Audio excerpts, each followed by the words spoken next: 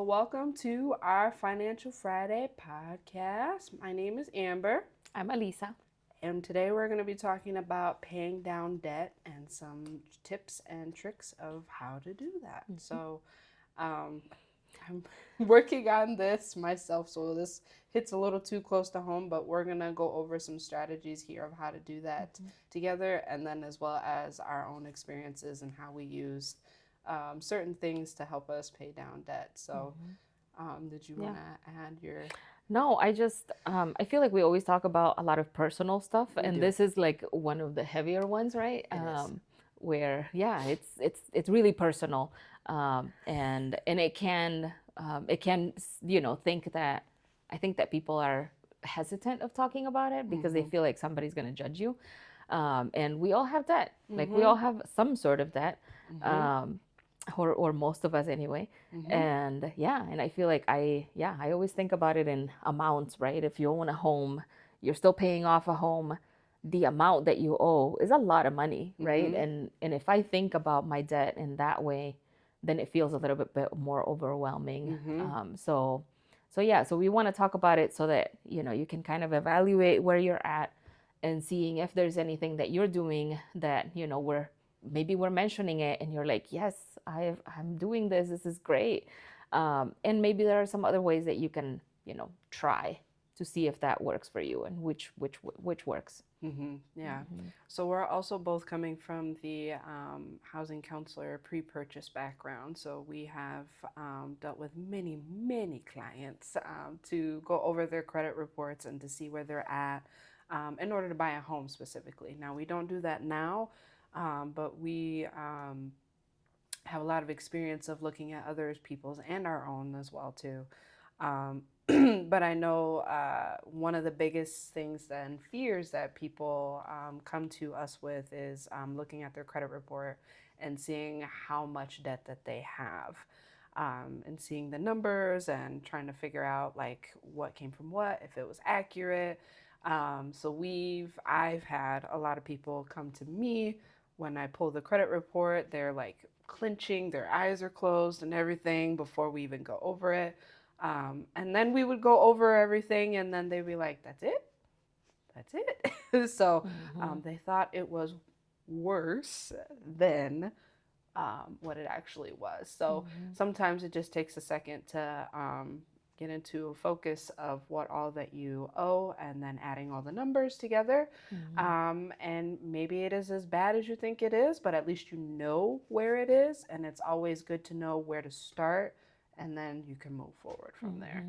Yeah, making a plan is huge. And we've talked about plans instead in terms of like goals and what, savings. We talked about saving strategies last time, and what saving strategies you can use and what you have used, what we have used, what has worked. And yeah, pretty much at this point, we know what works for each other. Like, oh, I know you've tried this and I know it didn't work for you because you hated it, right? Like Yeah. you get to know that about people.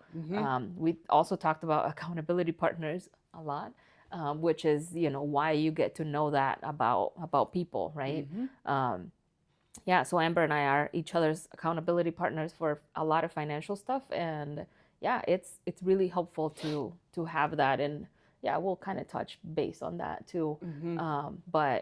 But yeah, I think making a plan and working on debt, like paying down debt as a goal, is a good way to do it too. Not just, oh yeah, I have to pay down debt. It's like, well, how much? We talked about SMART goals at some point. How much do you want to pay? How much do you have available for that? Yeah. How much do you have available for your regular savings? You should have two different goals, two different accounts, because you don't want to get stuck on just the one thing. Yeah, and having those two separate goals to make sure that you actually say it, and actually like label it. You don't have to write it down. You can if you want, but I suggest you do. But not everybody does it. To write down that this is how much I want for savings, and this is how much I want to pay down debt. And now we say this though, and the economy that we live in is not very well. So if I'm saying all of this, and then probably which I'm in my own head is like, well, I don't have enough money to even put into savings. How can I work on debt as well too, right? So any little amount helps. Like even if it's like if you have $10 per paycheck, $5 for savings, $5 for debt, like something like that. Like anything, any amount helps. As long as you're working towards that goal. It doesn't have to be a specific high number. It might take you a while, which is fine. And I think in this economy, everything is so fast paced that we want it done right now. And it's going to take time. It is, Yeah, and it's that very takes. difficult to Yeah. to wait Yep. to pay something off because I'm the type of person that I hate owing people. So, but there are different ways, and I don't know if that's what you Yeah. wanted to. Well, I was gonna say that there's like different types of debt too, right? So you can Yeah. have like the debt of things that you're getting, right? Like you're paying off a house, that's that's debt. You're paying off a car, that's debt. You have a credit card debt, that's debt. But also our collection accounts, if you have any, student loans. Sometimes they get into that like that debt that we consider negative, but I feel like working on paying off debt can have a huge positive effect on your credit, right? Yeah. So think about it as a goal, not as a burden. I know it's easier said than done, but but Yeah. it's like, yeah, anything that you can do towards it helps. But yeah, there are different ways of doing it. I like the snowball method. You like the avalanche method, right? So Yes. snowball, you pay the smallest thing first, and then that kind of snowballs into bigger things, right? So you pay something off. I like to check things off my list. I like to say I'm done with this, scratch it out, and go to the next one, right? So the smallest, you can do smallest amount, or you can do like smallest interest rate, right? Like lowest interest rate first, however you want to do it. Usually I like the smallest amount, and then the avalanche method. Yeah, that's working on the biggest debt first and then working your way down. Because I don't like to owe people, I would rather save up enough to pay off the biggest debt because I know that's what's going to take the longest. And once that is done, then I know everything else will come right after because I know if I achieve this goal, then I can definitely achieve the smaller goals after that. But that is just how my mindset is. So Yeah, and it's about finding out which mindset you have, right? That what works for you, what motivates you. Because if I had to do it a specific way that doesn't motivate me, then I'm not gonna be able to carry it on. But yeah, I need to be motivated for it. The other way to do it is like consolidation. You can do debt consolidation. You can do it with like a different company because sometimes there are companies that do that. I don't really recommend it because this is something that you can do yourself. instead of But it paying is an somebody. option, right? Like if there's no other options, consolidation and like bankruptcy even, like some people consider that to be like the only option they have, and that is a way to get rid of debt or pay down debt or pay it off. So not ideal, but it is something that might happen. And then consolidation can also be like with your student loans, like you have 5 different student loans, and then you can consolidate them into one, so that you have one payment instead of 5. So that's an option as well. Yeah. And then home equity line of credit is another one that we were mentioning. Yeah. Home equity line of credit is when you own a home, you can borrow from the equity of the home, and you can do different things with it. So one of the things you can do is you can borrow whatever amount and then pay off all your credit cards, because the interest rate that you pay on the HELOC is way lower than what you pay with credit cards. Yes. So that's actually how I bought my car. It was an easier way for me to do that as opposed to getting another loan from a bank, right? Because the interest rate was way lower on the HELOC than it was on the card loan. Yeah. So so those are some ways that you can kind of pay down debt, Mm-hmm. which is, it's kind of weird because you're like paying down debt for other debt, but a Right. better debt, I Yeah, guess. because some people, like when we were talking about pulling the credit report to buy a home, basically you're paying off debt to have an even bigger debt. So it's this game that we have to play in order to, Hmm. even have, the things that we want. So, Hmm. but it's also something that I honestly was never taught. Like growing up, nobody, like, credit card debt was the thing. Like, and because of it, my parents never got credit cards. And I think I had mentioned that in previous videos before. Credit cards were just not a thing. We're not going to be a part of that because it was such a big deal, and it wasn't taught to them Hmm. how to pay that down, Yeah. um, so I'm glad that we get to talk about Yeah. this though, because a lot of people don't are so scared of having debt, but it all circles back to budgeting. Oh, what a surprise. Oh, what a surprise. Which also paying down debt and savings goal, that also takes a lot of discipline as well. And yeah, it's also easier if you have accountability partner. I Hmm. can't stress that enough. Every podcast we talk about an accountability partner. Not just because we are each other's accountability partners, but it's just so much easier. Like Yeah. to talk freely about money in general Yeah.